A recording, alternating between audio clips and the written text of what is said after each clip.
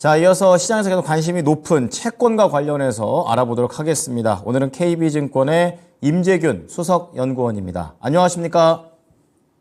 예, 안녕하세요. KB증권 임진웅입니다. 네. 자, 이제 11월 들어서 좀 가장 중요했던 FOMC와 관련된 내용들, 그리고 채권 발행이라는 새로운 그런 내용들까지 좀 구체적인 설명부터 부탁드리겠습니다. 네, 결국에는 이제 FOMC, 그 다음에 미국 재무부의 국채 발행 계획이 나오면서 저희가 주목해야 되는 점은 연준 그리고 재무부 모두 미국채 신년물 5%에 대한 좀 부담이 확인이 되고 있다라고 보시면 될 것 같아요. 좀 시계 순으로 먼저 미국채 발행부터 말씀을 드리면은 11월, 그러니까 이번에 발표한 게 11월부터 내년 1월까지 3개월치의 발행 규모를 발표를 했습니다.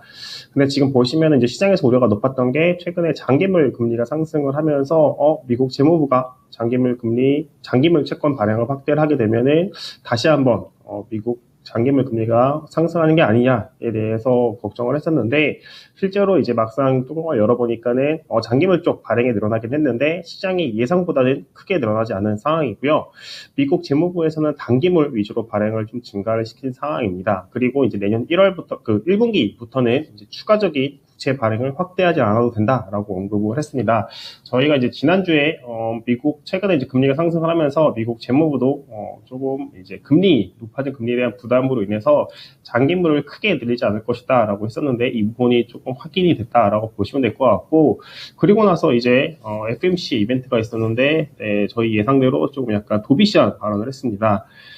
실제로 이제 FOMC 하기 전에 일부 연준 위원들이 장기물 금리 상승이 금리 인상을 대체할 수 있다라고 언급을 했습니다. 결국에는 연준에서는 기준금리 결정을 하지만은 통화정책의 경우는 기준금리가 아닌 시장금리에 의해서 이제 통화정책이 전달이 되는데 최근에 금리가 상승한 만큼 연준은 가만히 있더라도 이제 추가적인 긴축의 효과를 발휘할 수 있다라는 내용인데 이 부분에 대해서 조금 연준이 공식적으로 언급을 했다라고 보시면 될 것 같고요. 실제로 이제 성명서에서 최근에 그 금융 환경이 긴축이 되면서 이런 경제 활동이 조금 제한될 수 있다라고 언급을 했습니다. 그리고 이제 또 하나 도비시하게 좀 완화적으로 들리는 멘트가 최근에 이제 잠재 성장률이 상향 중될 수 있다라고 시사를 했습니다. 미국의 이제 3분기 성장률이 4.9%, 전분기 대비 연율로 4.9% 성장을 했는데 굉장히 견고하다 보니까는 시장에서 연준이 추가 인상을 해야 되는 거 아니냐라고 생각이 들었는데 이 잠재 성장이 상향 중됐을 수 있다라고 언급한 내용들이 이제 성장이 잘 나오더라도 이게 잠재 성장을 하회하는 성장을 기록할 수 있고, 그러면은 이제 연준이 추구하는 성장보다 좀 낮다 보니까는 계속해서 조금 추가 인상보다는 이제 동결 기조를 이어갈 수 있는 상황이다라고 보시면 될 것 같아요. 그래서 이제 수급 부담도 좀 덜고 그 다음에 연준의 추가 인상 우려도 굉장히 좀 완화가 되다 보니까는 이제 이 두 이벤트를 소화하면서 미국채 금리는 상당 부분 하락을 한 상황이다라고 보시면 될 것 같습니다. 네, 어쨌든 시장에서 걱정했었던 그런 이슈들 자체가 좀 비둘기파적인 그런 완화적인 움직임으로 좀 나와가지고 글로벌 시장도 그렇고 국내 시장도 그렇고 비교적 긍정적인 움직임들을 보여주고 있습니다. 중요한 거는 이게 단기적인 건지 아니면은 조금 연속성이 있는 건지 앞으로에 대한 전망이 궁금합니다.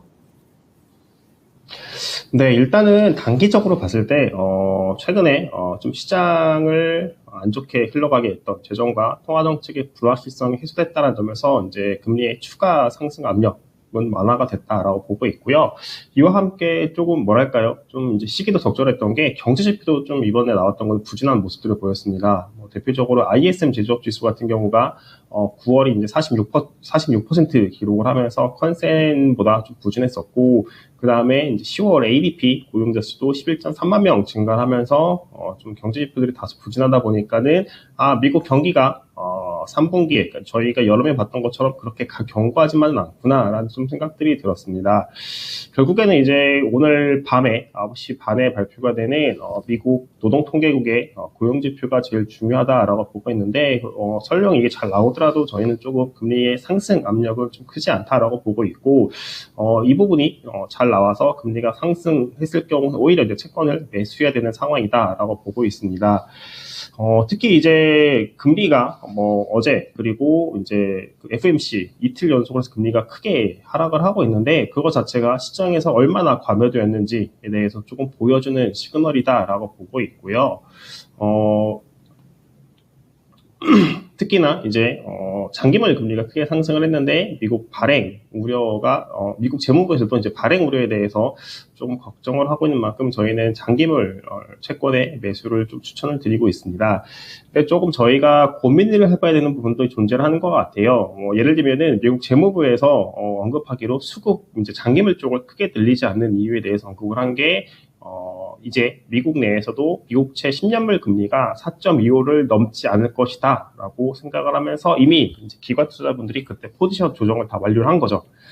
그러다 보니까는 이제 4.25까지는 좀 내려가기는 미국채 10년물 금리가 4.25까지 내려가기 쉽지 않다라고 보고 있고 그리고 지금 미국 재무부도 그렇고 연준도 그렇고 사실 이번에 조금 완화적으로 해석될 수 있었던 요인이 금리가 상승했기 때문입니다.